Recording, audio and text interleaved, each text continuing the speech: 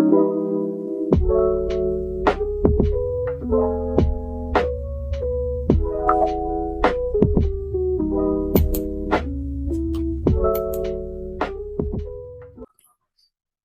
pagi kepada Ibu Kinkin, selaku dosen pengampu dari mata kuliah Public Relation.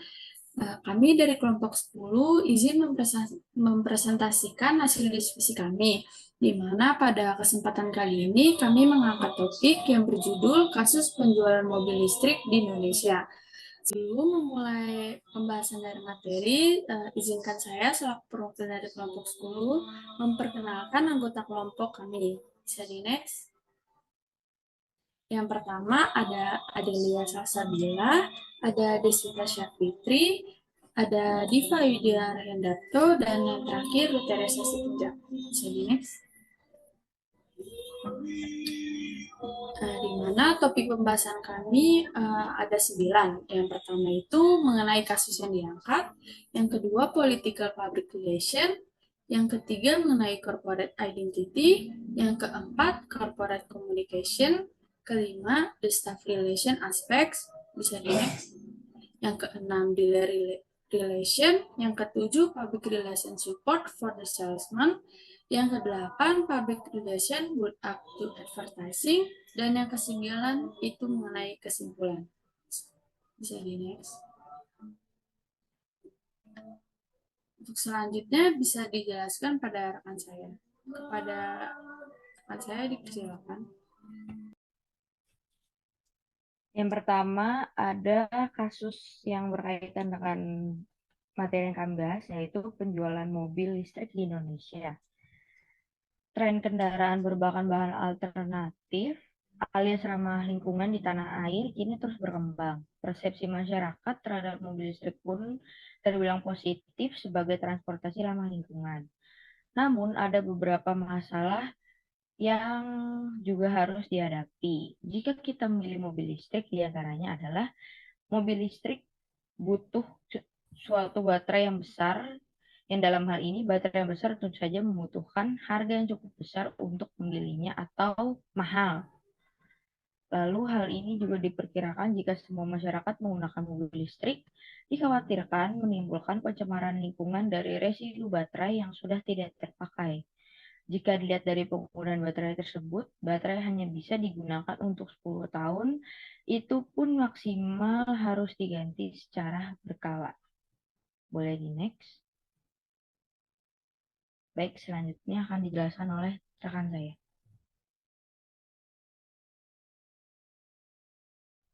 Political public relation. Sebelum menjelaskan mengenai political public relation, di sini saya akan menjelaskan mengenai apa itu public relation. Public relation adalah manajemen yang menciptakan dan memelihara hubungan baik dan bermanfaat antara organisasi dan publik yang mempengaruhi keberhasilan atau kegagalan suatu organisasi. Kegiatan public relation di instansi atau perusahaan berada pada posisi terdepan, sehingga perannya menjadi sangat penting dan strategis.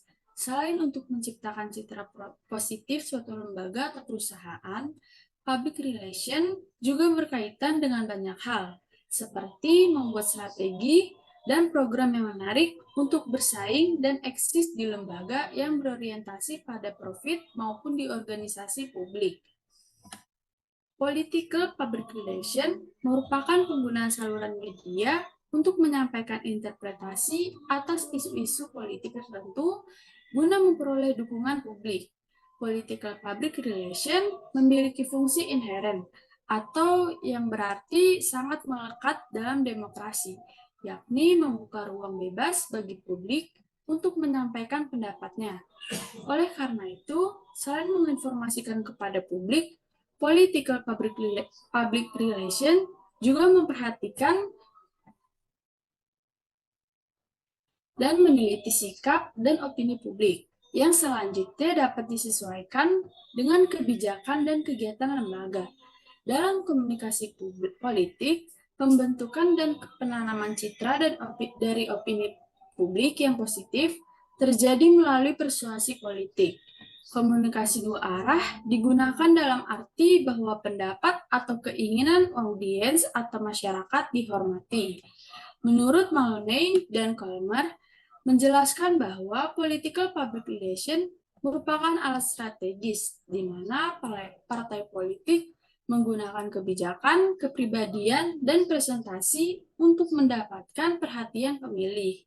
Selain itu, Brissenden dan Maloney juga menjelaskan bahwa political public relation berperan sebagai barrier sekaligus menjadi strategi defensif yang menyembunyikan apa yang tidak diinginkan partai politik untuk diketahui oleh media dan publik.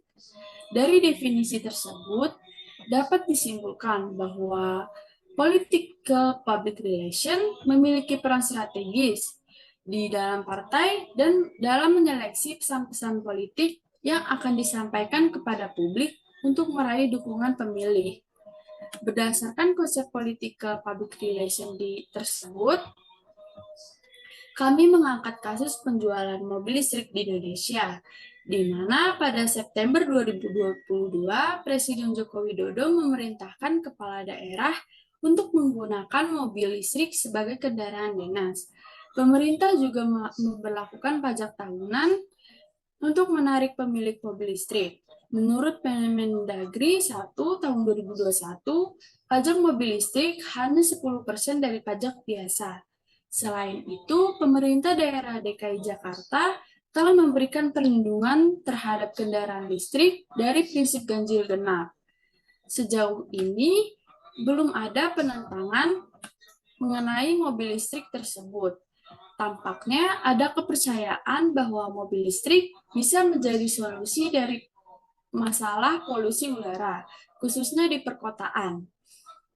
Polusi udara tentu menjadi perhatian besar di kota-kota, khususnya Jakarta.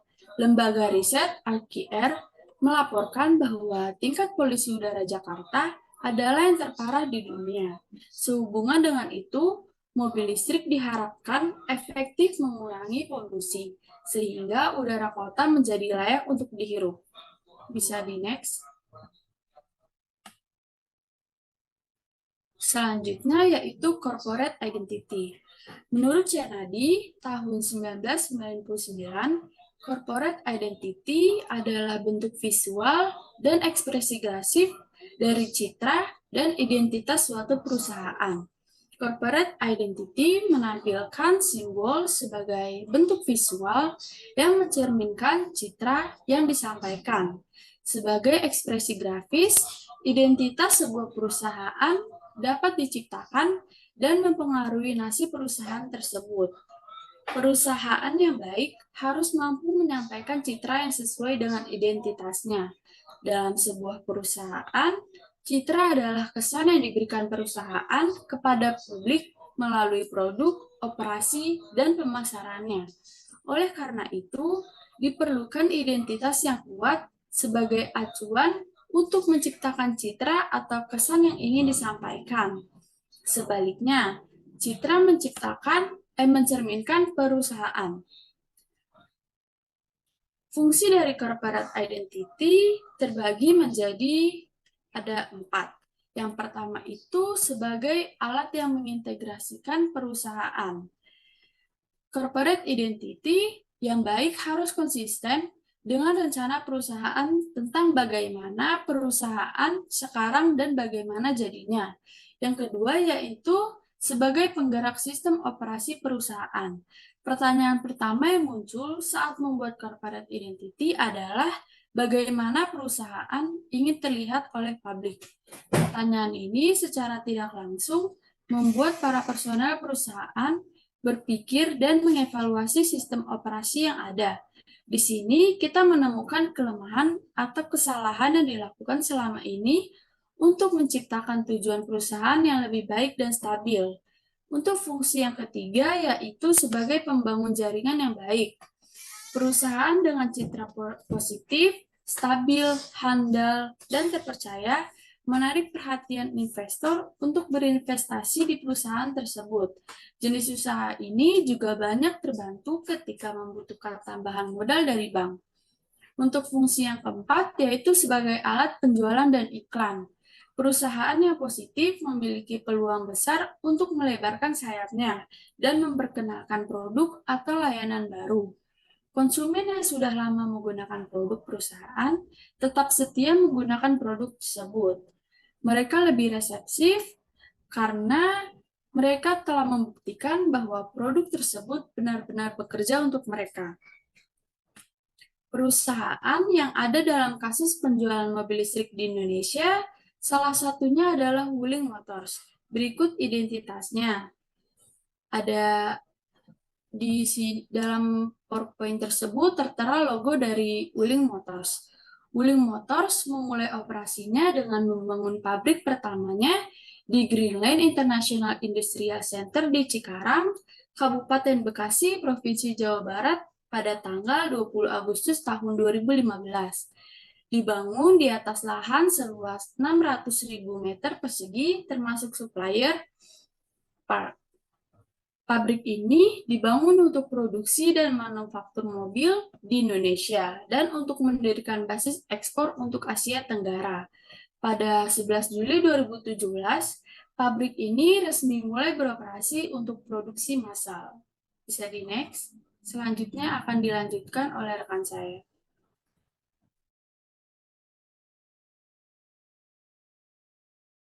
Baik, selanjutnya adalah corporate communication.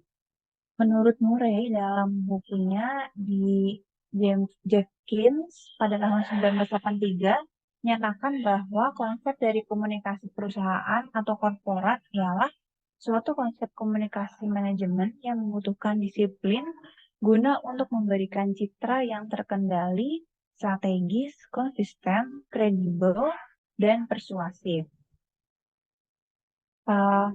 Disebutkan dalam bukunya bahwa objek dari komunikasi korporat itu adalah untuk memberikan kepada semua halayak tentang persepsi bahwa perusahaan ini sedang dan akan terus menjadi unggul untuk berinvestasi, meminjamkan, membeli, menjual, hingga bekerja. Nah, dalam konsep Murray ini menunjukkan adanya hubungan investor, hubungan masyarakat, hubungan pemerintah, hubungan pemasaran, komunikasi karyawan, periklanan, identitas perusahaan, dan komunitas hubungan. Semua pelaporan ini langsung ke atau diarahkan oleh pusat departemen komunikasi perusahaan. Nah, untuk berhasil, semua ini tuh bergantung pada 3 elemen. Ada perencanaan strategis, kemudian kepala pejabat eksekutif atau CEO, dan kemampuan profesional. Nah, dari konsep corporate communication atau komunikasi perusahaan ini, kita mengangkat dari contoh yang sudah dijelaskan pada awal tadi mengenai penggunaan mobil listrik di Indonesia. Di tahun 2022, pemerintah semakin gencar nih dalam membangun ekosistem kendaraan listrik di Indonesia. Ternyata alasannya itu karena pencemaran lingkungan yang disebabkan oleh emisi karbon kendaraan yang menyebabkan pencemaran udara, khususnya tuh yang terjadi di kota-kota besar, salah satunya seperti di Jakarta gitu ya. Itu udah sangat besar. Nah, oleh karena itu pemerintah sambil mencari-cari nih gimana caranya untuk mengatasi hal tersebut. Nah, pemerintah menjadikan penggunaan mobil listrik di Indonesia diharapkan menjadi salah satu solusi atas isu pencemaran lingkungan. Nah, di dalam laman resmi Kementerian Perhubungan yang kami dapatkan, dinyatakan bahwa Presiden Joko Widodo itu terus mendorong percepatan penggunaan mobil listrik di tanah air. Bahkan peraturan Presiden tentang percepatan pengembangan kendaraan bermotor listrik itu juga udah diparaf atau diteken sama Presiden Joko Widodo. Perpres tersebut merupakan landasan nih bagi pelaku industri otomotif di Indonesia untuk membangun dan mengembangkan mobil listrik. Nah, terhadap kebijakan pemerintah untuk percepatan penggunaan kendaraan listrik, Kementerian Perhubungan itu terus melakukan kampanye nih, mulai dari penggunaan kendaraan listrik yang secara masif pada masyarakat. Lalu pengenalan produk mobil listrik ini juga ditawarkan dengan melalui berbagai macam pameran yang diselenggarakan di Indonesia. ditawarkannya itu yang paling penting seperti fitur yang dimiliki sampai dengan manfaat serta kebutuhan konsumen. Nah, selanjutnya ini mengenai the staff relations aspect atau hubungan relasi antar karyawan. Nah, di sini ada 3. Yang pertama adalah hubungan kontraktual. Elemen hubungan karyawan ini biasanya mengacu pada perjanjian kontrak antara karyawan dan pemberi kerja. Nah, perjanjian ini tuh dapat mencakup tentang gaji, jam kerja, bonus, tunjangan, sampai tanggung jawab yang disepakati bersama. Nah, aspek kontraktual ini dari hubungan karyawan seringkali menjadi sangat penting. Kenapa? Karena penyebab dari perselisihan umum di tempat kerja ini timbul dari kontrak juga dapat mempengaruhi unsur emosional dari hubungan karyawan dengan atasan, bahkan dengan sesama karyawan. Jika seorang karyawan menandatangani kontrak yang menyatakan jam kerja mereka, nah hubungan mereka dengan manajer atau atasannya itu dapat menurun jika mereka bekerja lebih lama dari jam yang telah disepakati. Nah, mengelola karyawan dengan integritas dan menghormati kontrak mereka itu dapat menjadi metode yang sangat baik buat perusahaan untuk menghindari perselisihan mengenai kontrak jabatan dan mempertahankan hubungan kontrak di antara karyawan dengan atasan. Lalu jika karyawan senang dengan kontrak mereka, kemungkinan besar mereka akan yang pastinya betah dan memiliki kepuasan kerja yang lebih tinggi. Senang bekerja untuk atasan mereka, untuk organisasi tersebut, dan berkolaborasi secara produktif dengan anggota tim. Nah, itu tadi kan hubungan kontraktual, sekarang hubungan praktis. Hubungan praktis itu mengacu sama hubungan antara karyawan dan manajer yang melibatkan elemen praktis di tempat kerja atau praktek.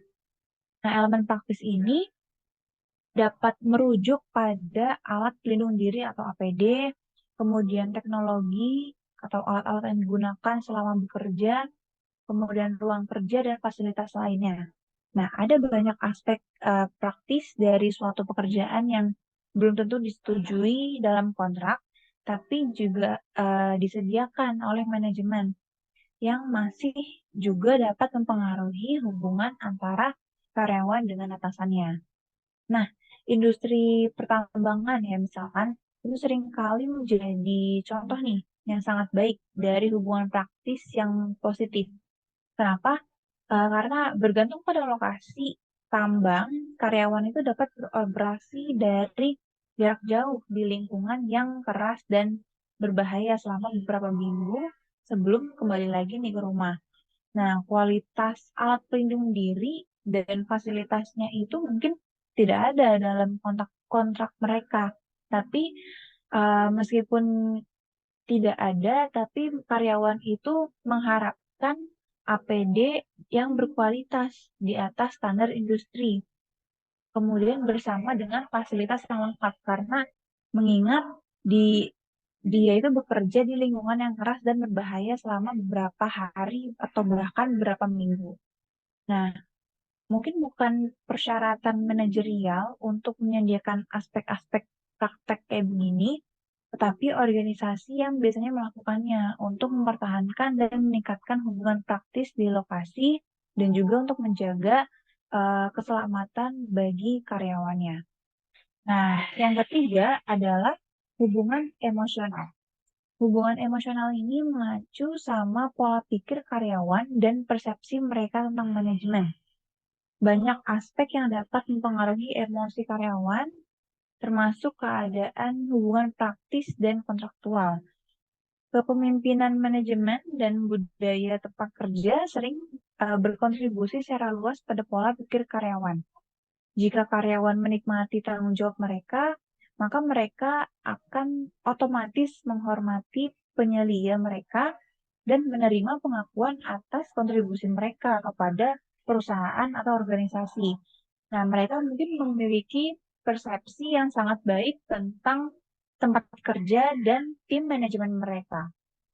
Nah, gaya kepemimpinan supervisor ini bisa menjadi contoh nih yang sangat baik dan dari hubungan emosional yang positif. Banyak gaya kepemimpinan dapat bermanfaat bagi pola pikir karyawan, tapi ini juga tergantung pada operasi dan lingkungan kerjanya. Nah, misalnya kepemimpinan yang demokratis seringkali dapat meningkatkan keterlibatan karyawan dan mendorong mereka untuk berkontribusi pada organisasi. Jika karyawan merasa kontribusi mereka berharga bagi perusahaan atau organisasi, maka mereka mungkin memiliki pola pikir yang sehat. Nah, senang mengikuti arahan atasan mereka dan merasakan kepuasan dari menyelesaikan tugas mereka. Selanjutnya akan dijelaskan oleh rekan saya.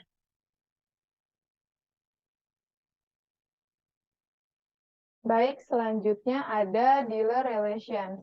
Dalam suatu perusahaan, hubungan dengan pihak luar perusahaan ini menjadi keharusan yang mutlak. Karena perusahaan tidak mungkin berdiri sendiri tanpa bekerja sama dengan pihak luar. Untuk itu diperlukan fungsi public relation atau hubungan masyarakat yang dapat menjadi dealer atau agen bagi si perusahaan ini. Public relation atau hubungan masyarakat dalam hubungannya dengan dealer sangat dipengaruhi oleh peran penjual sebagai faktor integral. Dalam hubungan dealer ini, kesan penjual menjadi sangat penting, sebab public relation atau hubungan masyarakat dapat membantu penjual dengan menghadirkan citra yang konsisten. Public relation atau hubungan masyarakat juga harus mampu memelihara hubungan baik dengan pemerintah, mengetahui sikap dan pendapat publik terhadap perusahaan untuk mencapai rasa simpatik dan kepercayaan dari publik. Secara tidak langsung, public relation atau hubungan masyarakat merupakan dealer perusahaan untuk menyelidiki dan mengetahui segala hal yang terkait dengan kemajuan dari perusahaan, seperti melakukan komunikasi dengan publik ekstern secara informatif dan persuasif, memecahkan masalah dalam hal memperluas pasar, dan memperkenalkan produk kepada masyarakat secara positif, ikut membantu pimpinan dalam hal menyusun dan memperbaiki formasi staf ke arah yang efektif, serta mengadakan penyelidikan atau penelitian tentang kebutuhan, kepentingan, dan selera publik akan produk yang dihasilkan perusahaan, sehingga apa yang perusahaan keluarkan akan menjadi citranya di mata pembeli atau di mata konsumen. Public relations atau hubungan masyarakat dalam perannya ini menjadi dealer bagi perusahaan memiliki sebuah tugas, yaitu memperkenalkan produk kepada masyarakat secara positif, seperti pada kendaraan mobil listrik Wuling. Pihaknya masih akan terus mengeluarkan dan mengedukasi pasar secara bertahap dengan menampilkan kendaraan listrik pada pameran seperti di Gaikindo Indonesia International Auto Show, serta memajang kendaraan listrik ini di sejumlah ruang pameran. Wuling Motors atau Wuling sendiri berencana memasarkan Global Small Electric Vehicle tahun depan di Indonesia, sehingga membuat persepsi masyarakat terhadap mobil listrik pun terbilang positif sebagai transportasi ramah lingkungan. Potensi segmen mobil listrik kini semakin besar dengan adanya percepatan elektrifikasi kendaraan oleh pemerintah. Tren mobil listrik global yang berkembang ini semakin pesat, kata Danang selaku product planning Wuling Motors. Boleh di next.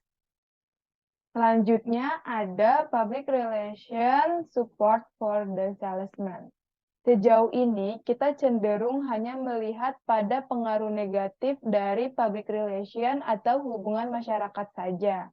Namun, public relation atau hubungan masyarakat ini juga memberikan pengaruh yang positif terhadap efisiensi penjualan, yaitu dengan yang pertama ada host journal. Host journal ini merupakan salah satu dari cara komunikasi organisasi melalui media cetak yang terbit secara berkala yang isinya meliputi berbagai liputan jurnalistik, pandangan tentang topik aktual yang dapat diketahui. Surat kabar yang ditulis oleh staf merupakan public relation atau hubungan masyarakat internal yang sangat baik juga. Yang kedua ada press cuttings atau kutipan pers. Kutipan pers dapat disalin dan dikirim kepada penjual sehingga membantu penjual mengetahui apa yang dikatakan oleh media tentang perusahaannya atau produk dan jasanya. Kutipan pers ini dapat dimanfaatkan saat berbicara dengan pelanggan. Yang ketiga ada reprints of feature articles. Artinya, artikel yang disponsori perusahaan dapat dicetak ulang, lalu dikirim kepada penjual yang nantinya dapat diberikan kepada pembeli atau konsumen sebagai bahan promosi. Yang keempat, ada tayangan iklan pers dan TV. Maksudnya adalah tayangan dari iklan TV atau radio ini akan membuat penjual melihat dan mendengar tentang bagaimana cara produksi atau mempromosikan produk mereka dengan baik dan benar. Boleh di next.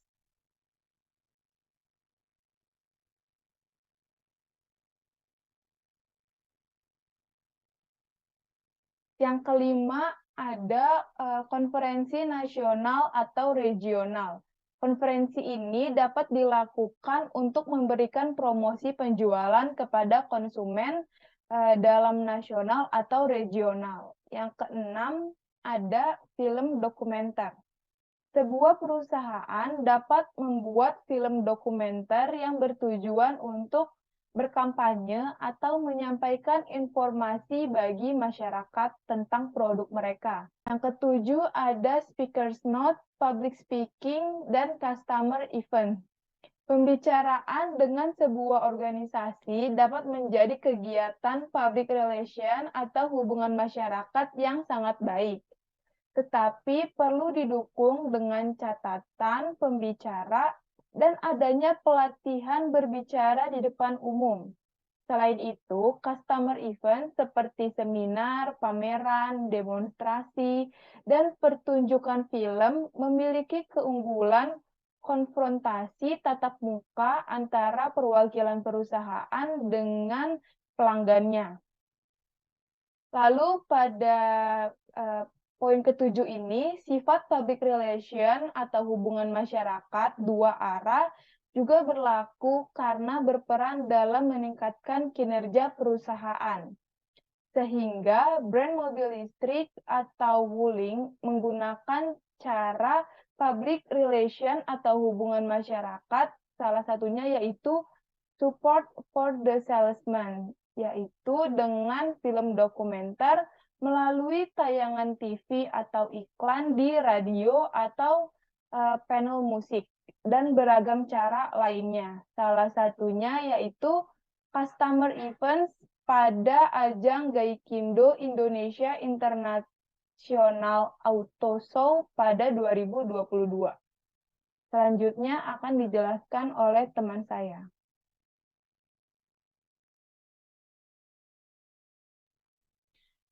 Selanjutnya yaitu ada public relations build up to advertising atau bisa dikatakan pengaruh dari hubungan masyarakat terhadap pengiklanan.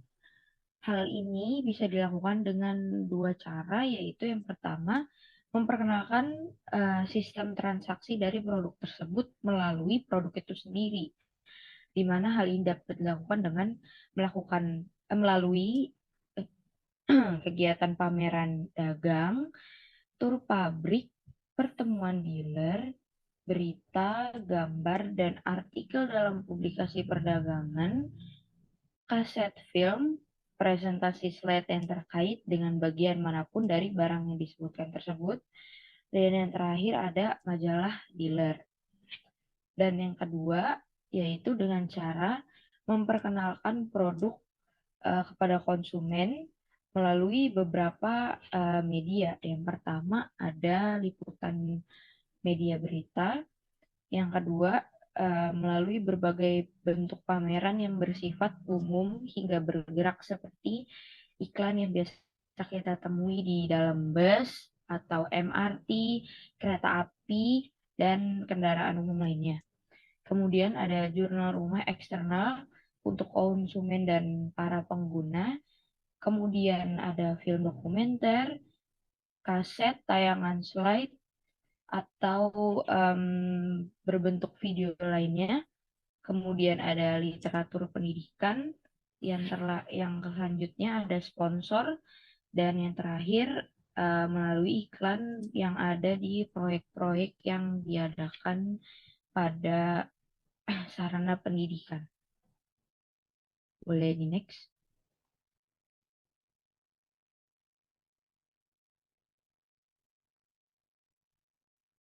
Selanjutnya yaitu yang terakhir ada kesimpulan.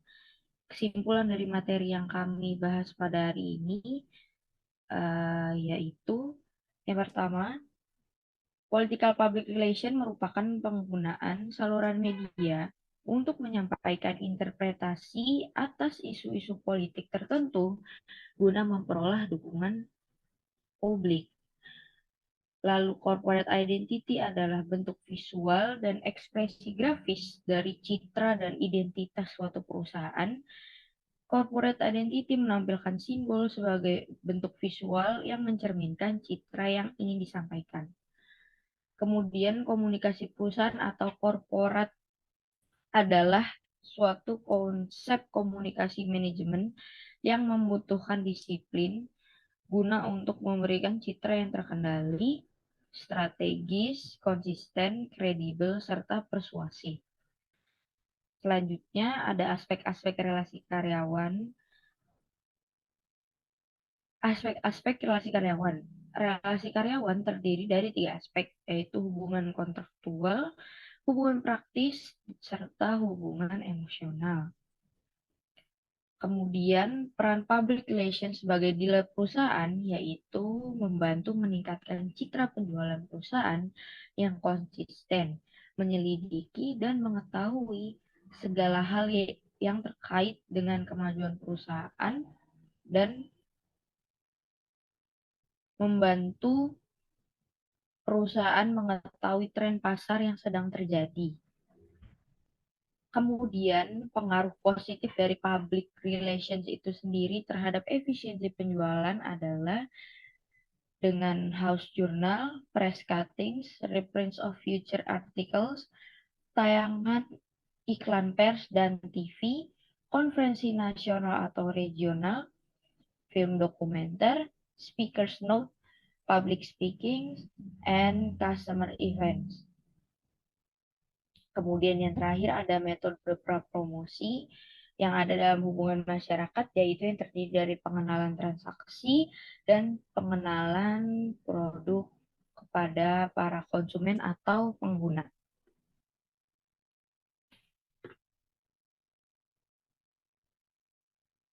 Boleh next. Halo guys, sekarang Nidia mau ngajak kamu ke masa depan nih. Apalagi kalau bukan mobil listrik. Meskipun memang era mobil listrik ini masih ada di tahap awal banget, tapi sekarang mobil listrik udah mulai terjangkau loh guys harganya. Apa aja ya kira-kira mobil listrik termurah yang bisa kamu beli di Indonesia saat ini? Nah, tapi sebelum kalian mulai, jangan lupa untuk subscribe channel Pricebook Otomotif dan nyalakan juga loncengnya agar notifikasi video baru langsung masuk ke HP kamu. Yang pertama, pastinya mobil yang udah pernah kami review, yaitu Hyundai Kona Electric. Kayaknya Hyundai nggak cuma one hit wonder nih soal mobil listrik di Indonesia. Setelah 2019 merilis Hyundai Ioniq Electric, kemudian 2020 meluncurkan Hyundai Kona Electric.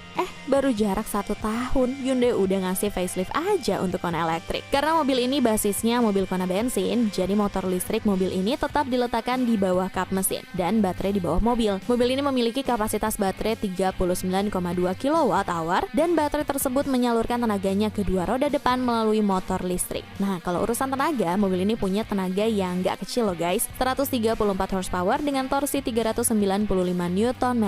Coba bayangin tuh, torsi hampir 400 Nm ada di mobil sekecil ini. Nah, mobil ini menurut Hyundai dapat menempuh jarak 305 km dari baterai kondisi penuh. Tapi kalau kalian beli mobil ini, jangan lupa beli DC chargernya ya, untuk di rumah, biar listrik nggak jepret mulu. Nah, kalau harganya, mobil ini dibanderol seharga 697 juta on the road Jakarta. Yes, gitulah harga yang harus ditebus untuk sebuah teknologi baru yang canggih. Kalau kamu mau nonton full reviewnya, klik link di atas ya. Gimana yo bacanya? Toyota C+ Pod atau Cepot. Kayaknya enakan Cepot ya. Ya, meskipun mobil ini memang belum bisa dibeli, tetapi Toyota Astra Motor berjanji akan menjual mobil ini di Indonesia tahun 2022. Nah, tapi mobil ini sudah masuk resmi ke Indonesia sebagai transportasi jarak dekat di Bali yang bisa kalian sewa dengan harga 80.000 per jam. Cara nyewanya bisa melalui aplikasi Track2Go ataupun M Toyota. Nah, terserah kalian deh tuh, mau yang mana. Saking kecilnya, mobil ini juga punya angka yang kecil-kecil. Lihat dimensinya dulu deh, panjangnya cuma 2,5 meter, gak lebih panjang dari wheelbase LMPV. Kemudian lebarnya hanya 1,3 meter dan tinggi 1,5 meter. Mini banget ya. Nah, soal baterai dan tenaga juga sama-sama kecil. Kapasitas baterainya hanya 9,06 kWh dengan tenaga 12,3 horsepower dan torsi 56 Nm. Kecepatan maksimumnya adalah 60 km per jam, jadi aman, masih bisa masuk tol. Nah, untuk harganya, di Jepang sana, mobil ini dijual kisaran 200 jutaan rupiah. Semoga nanti pas masuk Indonesia nggak beda jauh ya harganya. Nissan tendangan si Madun alias Nissan Kicks. Kalau kalian khawatir dengan bagaimana cara ngecas mobil listrik jika dipakai keluar kota, mobil ini bisa jadi solusinya loh. Karena secara konsep, mobil ini pure mobil listrik. Tapi alih-alih kita harus charging baterainya dengan listrik PLN, mobil ini di-charge melalui genset yang digendong kemana-mana oleh mobil ini. Jadi mobil ini menggunakan mesin 1200 cc yang tugasnya adalah ngisi listrik ke baterai mobil ini. Yang kemudian baterai tersebut menyalurkan tenaganya ke motor listrik yang ada di depan. Iya, jadi kita bisa merasakan sensasi mobil listrik dengan tetap mampir secara rutin ke SPBU tanpa pusing-pusing mikirin listrik turun atau nyari SPKLU. Nah, untuk urusan dapur pacunya, mobil ini memiliki tenaga sebesar 127 horsepower dengan torsi 260 Nm. Nah, untuk harganya juga mobil ini nggak beda jauh loh dibandingkan crossover bensin. Hanya dengan 471 juta rupiah, kamu udah bisa ngerasain sensasi mobil listrik. Mobil ini pertama kali masuk Indonesia khusus untuk fleet taksi online bandara. Namun, sepertinya animo masyarakat soal mobil listrik terus meningkat. Akhirnya Hyundai Ioniq ini dijual secara retail ke masyarakat. Nah, secara posisi, Ioniq ini berada di kelas yang sama dengan Kona Electric. Hanya saja kalau Kona itu bentuknya crossover, nah kalau Ioniq ini formatnya fastback. Ayo, kalian lebih suka yang mana? Tulis di kolom komentar di bawah ya. Nah, kalau secara dimensi, Ioniq ini sedikit lebih besar dari Kona, dengan panjang 4,4 meter dan lebar 1,8 meter. Cocok banget untuk kamu yang mau bawa penumpang belakang secara nyaman. Nah, untuk urusan baterai dan tenaga, baterai mobil ini memiliki kapasitas 38,3 kWh yang bisa membawa mobil ini sejauh 311 km. Nah, tenaga mobil ini mampu mengeluarkan tenaga 134 horsepower dan torsi 295 Nm. Hyundai Ioniq di Indonesia disediakan dalam dua varian, yaitu Prime dan Signature. Harga lengkapnya, nih dia kasih. Nah, kalau yang ini adalah mobil listrik terbaru yang ada saat ini. Diluncurkan saat IIMS 2021, mobil ini melengkapi varian MG ZS. Tapi harganya lumayan beda jauh sih sama yang versi bensin. Rumornya MG ZS EV ini akan menjadi mobil listrik termurah yang ada di Indonesia. Cuma kayaknya MG Motors Indonesia belum ada niatan nih untuk rilis harganya secara resmi. Cuma kalau yang ini dia dengar-dengar, katanya mobil ini harganya tidak akan sampai 500 juta. Patut kita antisipasi nih harga resminya. mobilnya. Jika dibandingkan dengan Hyundai Kona, mobil ini memiliki tenaga yang lebih besar. Kapasitas baterai mobil ini adalah 44,5 kWh yang mampu mengeluarkan tenaga sebesar 141 horsepower dengan torsi maksimal 353 Nm. Nah, kalau urusan jarak tempuhnya, menurut ukuran NEDC, mobil ini mampu menempuh jarak sejauh 335 km dalam sekali pengecasan. Ya, bisalah dipakai untuk komuter dalam kota setiap hari dan lebih murah dari bensin. Sebelum video ini kalian tutup, like dan share dulu ya video ini. Dia pamit, ciao Bella. Baik, sekian presentasi dari kelompok kami, kelompok 10.